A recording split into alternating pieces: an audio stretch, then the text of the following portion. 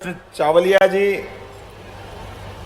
Shri Sanjay Dubey ji, SCS विज्ञान technology, Raghavendra Singh ji, PS industry department और इस अवसर पर मौजूद आमंत्रित सभी अतिथिगण, प्यारे मित्रों, मैं और आप सब मिलकर के आज जिसका मैंने प्रारंभ में बात कही है,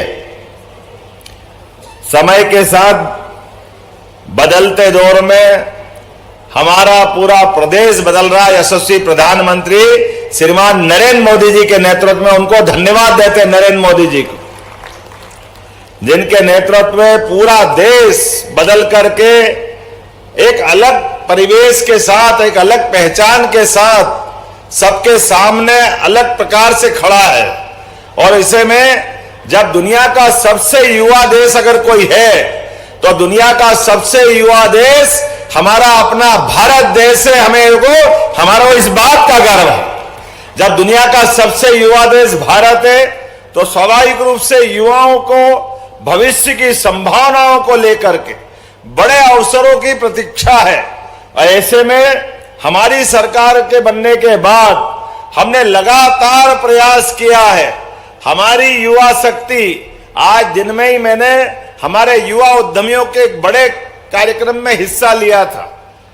युवा शक्ति के पैर में गति, हाथ में शक्ति, निगाह में दूरदृष्टि और भविष्य की संभावनाओं से ओतप्रोत युवाओं में किसी बात की कोई कमी नहीं है। कमी है तो केवल सरकार के प्रोत्साहन की, सरकार के पीठ पीछे हाथ रखने की। लगातार जिस प्रकार का समय चल रहा है, मुझे इस बात की प्रसन्नता है, भारत के युवा, अब दुनिया की कौन सी ऐसी बड़ी बड़ी कंपनियां हैं जिनके सीईओ हमारे भारतीय या भारतवंशी नहीं है। अब तो समय ऐसा बदला है कि दुनिया के बड़े बड़े देश भी अगर लोकतांत्रिक है तो वो बगैर भारत के समर्थन के उनके अपने यहाँ के रिजल्ट भी उनके पक्ष में नहीं आते हैं। ये बदलते दौर में भारत की ताकत बता रही है। आज पूरी दुनिया भारत की तरफ आशा भरी निगाह से देख रही है। ऐसे में हमारी बौद्धिक क्षमता के सारे युवाओं के लिए भविष्य के उनके अपने आगे बढ़ने के रास्ते खोलने की जरूरत है। मुझे आज इस बात की प्रसन्नता है, जब यहां मैं आईटी पार्क की बात कर रहा हूं तो 46 करोड़ की लागत से, कम नहीं होता 46 करोड़, जोरदार अभिनंदन करो अपने लिए इस नए भवन के लोकार्पण के भूमि पूजन के अवसर पर। 46 करोड़ की लागत से यह आईटी पार्क का हमारा भवन न केवल बनकर तैयार होगा, बल्कि इसके माध्यम से लगभग अप्रत्यक्ष रूप से 1000, प्रत्यक्ष रूप से 500 से ज्यादा यहां हमारे बंधुओं को न केवल काम मिलेगा, बल्कि ये एक अलग प्रकार का भवन बनेगा जिसमें व्यावसायिक स्तर की सभी प्रकार की संभावनाओं के आधार पर हम आगे बढ़ेंगे। मुझे इस बात की प्रसन्नता है, मध्य प्रदेश आईटी और इलेक्ट्रॉनिक्स मैन्युफैक्चरिंग का तेजी से सबसे तेज गति से बढ़ने वाला प्रदेश के रूप में स्थापित हुआ है। मुझे इस बात की भी प्रसन्नता है, मध्य प्रदेश में 250 से ज्यादा आईटी कंपनियां, 150 से ज्यादा ईएसडीएम कंपनियां, जिनमें 1 लाख से ज्यादा आईटी प्रोफेशनल अपना योगदान दे रहे हैं। अब 1 लाख का आंकड़ा कम नहीं होता है। मुझे इस बात की प्रसन्नता है कि दक्षिण के कई राज्यों में अब सबके मन में एक ही सपना आ रहा है कि अगर हमको काम धंधा करना है, आईटी के सेक्टर में आगे बढ़ना है तो मध्य प्रदेश की तरफ चलना पड़ेगा। हमें इस बात का आनंद है। मध्य प्रदेश की भौगोलिक स्थिति भी इतनी अच्छी है, पर्याप्त लैंड बैंक है, यहां कानून और व्यवस्था के आधार पर लोगों की जीवन पद्धति भी इतनी अच्छी है कि कोई किसी प्रकार का संकट नहीं है। आने जाने के लिए देश में उत्तर से दक्षिण, दक्षिण से पश्चिम कहीं भी आना जाना हो तो सरलता से यहां आ जा सकते हैं। इसी प्रकार से हमारे हवाई मार्ग, जल मार्ग तो हमारे पास नहीं है, लेकिन रेल मार्ग और हवाई मार्ग के माध्यम से हम सबसे तेज गति से देश के किसी भी हिस्से में पहुंच सकते हैं। मुझे इस बात की प्रसन्नता है, जब मैं यह बात कर रहा हूं तो केवल उज्जैन नहीं, इंदौर में ऑलरेडी हमारा आईटी का बहुत बड़ा मार्केट बना है। इंदौर, भोपाल की भी पहचान अब इस प्रकार से बनी है। बीते दिने हमने अपने रीवा में एक आईटी पार्क का भूमि पूजन किया। जबलपुर, ग्वालियर, उज्जैन, कौन सा क्षेत्र छूटेगा? हर एक जगह जहां हमारे आईटी की संभावना के बालक बालिका होंगे, वहां आईटी पार्क खोलने का निर्णय हमारी सरकार ने लिया है। लगातार हम प्रोत्साहन दे रहे हैं। और केवल सरकारी नहीं, प्राइवेट स्तर पे भी कोई अपने निजी निवेश के बलबूते पर अगर अपना आईटी के सेक्टर में काम करना चाहता है, तो मैं जवाबदारी के साथ कह सकता हूं, भारत की सबसे आकर्षक आईटी पॉलिसी अगर कहीं की है तो एकमात्र अपना प्रदेश है, मध्य प्रदेश, जो इसको प्रोत्साहन दे रही है और लोगों को लालायित कर रही है। आज जब ये जन कल्याण पर्व के अंदर हम लगातार सिलसिलेवार सौगातें दे रहे हैं, आपकी अपनी सेवा करने वाली सरकार, मध्य प्रदेश सरकार, जिसका 1 साल पूरा हुआ, 11 दिसंबर से 26 दिसंबर तक हमने जन कल्याण पर्व मनाते हुए रोज एक नई सौगात,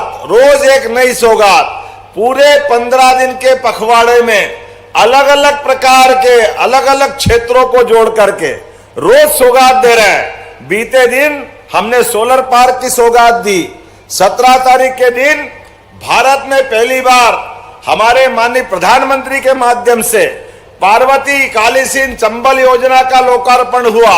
ये नदी जोड़ो अभियान पूरे दुनिया के लिए आश्चर्यचकित कर देने वाली घटना है। लेकिन अब हमने केवल ये सपने की बात नहीं की, इसको हकीकत में मैदान पे उतार के बताया। यशस्वी प्रधानमंत्री ने भी आशीर्वाद दिया। और कैसे आश्चर्य की बात है मित्रों, मैं युवाओं के बीच में ये बात कर सकता हूं, जिस बात को प्रधानमंत्री ने रेखांकित करते हुए कहा कि देखो ये बदलते दौर का समय है।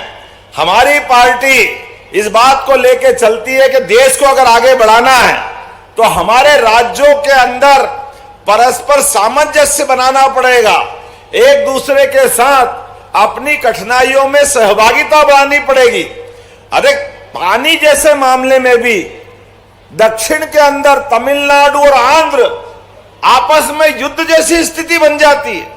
कर्नाटक और किसी और राज्य के साथ झगड़ा चलता है।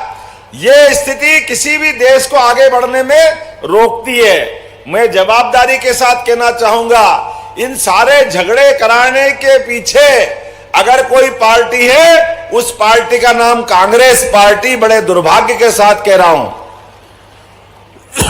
अब समय बदल गया है। मैं कांग्रेस के मित्रों से भी कहना चाहता हूं, अब हमको पूरे देश के अंदर जब चुनाव हो तब हम आपस में कुछ भी एक दूसरे के बारे में बोले, चुनाव लड़े, घमासान करे, जो मर्जी आए होने दे। लेकिन अगर चुनाव हो गया तो सब मिलकर के देश की प्रगति में इकट्ठा होकर आगे बढ़ने की राह पकड़े। अब इस बात का समय और ये देश का युवा इंतजार कर रहा है।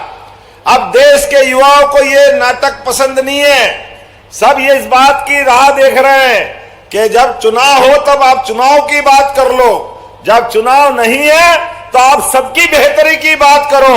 और मुझे इस बात की प्रसन्नता है, इस विषय पे यशस्वी प्रधानमंत्री नरेंद्र मोदी जी दुनिया के सामने आदर्श है। दुनिया के सामने रूस, यूक्रेन दोनों लड़ रहे आपस में, लेकिन हमारे बच्चे वहां फंसे हुए थे। 20,000 से ज्यादा, 20,000 विद्यार्थी। ये प्रधानमंत्री नरेंद्र मोदी जी का नेतृत्व था। जैसे ही नरेंद्र जी ने दोनों से बात की, माननीय मोदी जी ने, तो रूस और यूक्रेन ने युद्ध बंद कर दिया और भारत के बच्चों को बाहर आने के लिए केवल झंडा लेकर के और भारत माता की जय करते हुए सबके सब बाहर आए। और केवल हमारे नहीं, जब हमारे बच्चे साफ निकल के आ गए तो पीछे पीछे हमारे दुश्मन देश पाकिस्तान वाले भी भारत माता की जय, भारत माता की जय करते करते वो भी बाहर आ गए। और कितना अच्छा लगता है। हम तो कहते भाई अगर तुमको हमारी भारत माता की जय करते हो तो आओ, हमको तुम्हारा अपने इस पलक पावड़े बिठा के आपका स्वागत करेंगे, अभिनंदन करेंगे।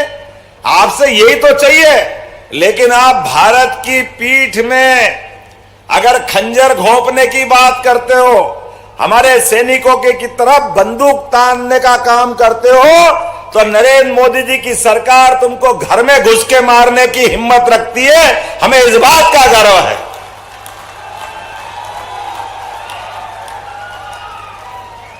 दोस्तों के साथ दोस्तों जैसा और दुश्मनों के साथ दुश्मन जैसा व्यवहार करने का समय आया है। यह नरेंद्र मोदी जी की सरकार का समय है।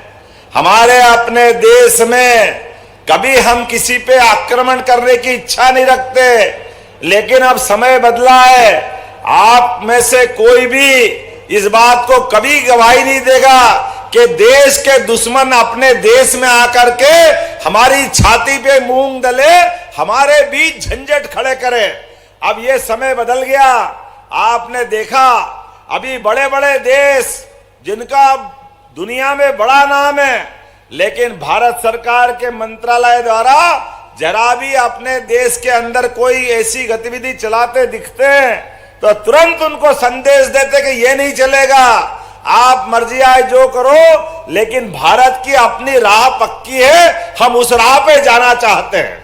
हमारे लिए आज सौभाग्य की बात है, उज्जैन में जब मैं आईटी पार्क के लोकार्पण के अवसर पर, भूमि पूजन के अवसर पर, माफ करना थोड़ा जल्दी कर लेता हूं, उज्जैन से थोड़ा अपने बीच में ऐसा लगता ही है, लेकिन मेरे लिए आज एक और बात भी महत्व की है। जब मैं यहां अपने प्रदेश के अंदर की ताकत देखता हूं, हमारे अपने प्रदेश के अंदर 300 से ज्यादा इंजीनियरिंग कॉलेज हैं जो तकनीकी रूप से 50,000 से ज्यादा युवा विद्यार्थियों को निकालते हैं। उनकी अपनी क्षमता के बलबूते पर उनको भी काम मिले और वो अपनी क्षमता योग्यता से देश और दुनिया में अपने परिवार को आगे बढ़ाते हुए नाम करे। ऐसे में हमने अपने इस प्रदेश के अंदर लगातार इंडस्ट्री कॉन्क्लेव की शुरुआत की है। मैं एक जानकारी देना चाहूंगा, संभाग पर पहली बार पूरे देश में एकमात्र मध्य प्रदेश है जिसने हर संभाग केंद्र पर इंडस्ट्री कॉन्क्लेव करते हुए लोगों को बड़े पैमाने पे मध्य प्रदेश से जोड़ने का अभियान चलाया है। मुझे इस बात का भी आनंद है, आज पूरे देश के क्या देश के बाहर भी बड़े पैमाने पे निवेशक, हर एक कोई चारों तरफ एक ही बात कर रहा है कि हमको भविष्य में बड़ी संभावना लग रही मध्य प्रदेश में, हम मध्य प्रदेश से जुड़ना चाहते हैं। कौन सा क्षेत्र छोड़ेंगे? आईटी का, मेडिकल का, इंडस्ट्री में भी माइनिंग की इंडस्ट्री, हेवी इंडस्ट्री, एमएसएमई, कुटीर उद्योग, लगातार माहौल बना हुआ है और इसी के भरोसे से हमने अपने अभी तक की 6 इंडस्ट्री कॉन्क्लेव में लगभग 4 लाख करोड़ से ऊपर का इंडस्ट्री का निवेश आमंत्रित किया है, जो हमको अपने ठोस आश्वासन के साथ आगे बढ़ने का संकल्प दिला रहा है। और हमारे द्वारा लगभग 3 लाख लोगों को इसमें रोजगार दिलाया जाएगा। ये मध्य प्रदेश बदलते दौर का मध्य प्रदेश है। युवाओं के मन में उत्कंठा है, उनको काम चाहिए, लेकिन वो अगर अपने घर में काम मिल जाए, अपने आसपास के संभाग क्षेत्र में काम मिल जाए तो ज्यादा अच्छे से काम कर पाएगा। अन्यथा यहाँ के बच्चे पूना, बेंगलोर कहां जाते हैं, कई तो देश के बाहर जाते हैं। अब तो हमारे हाथ में परमात्मा की दया से अगर आईटी पार्क यहां बनेगा तो इंदौर जाने की जरूरत भी नहीं पड़ेगी, अपने उज्जैन में ही हमको काम मिलेगा। ये बदलते दौर का समय है। हर एक संभाग में जो जहां काम कर रहा है उसको वहीं काम मिलना चाहिए। इसीलिए जन कल्याण पर्व के आधार पर ये बड़ी सौगात दे रहे हैं। लेकिन मुझे बताया गया है 5 एकड़ की इस भूमि के ऊपर लगभग 1 लाख स्क्वायर फीट से ज्यादा का ये भवन बनाया जाएगा।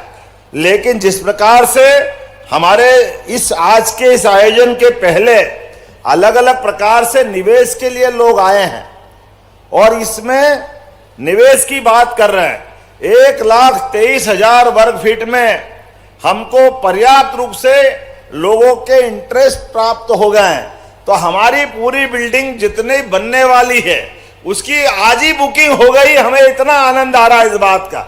इसलिए मैं घोषणा करना चाह रहा हूं कि हमारे पास आईटी में भविष्य के निवेशकों के लिए भी जगह चाहिएगी। इसलिए आगामी 3 माह के अंदर सेकंड फेज का भी भूमि पूजन यही किया जाएगा।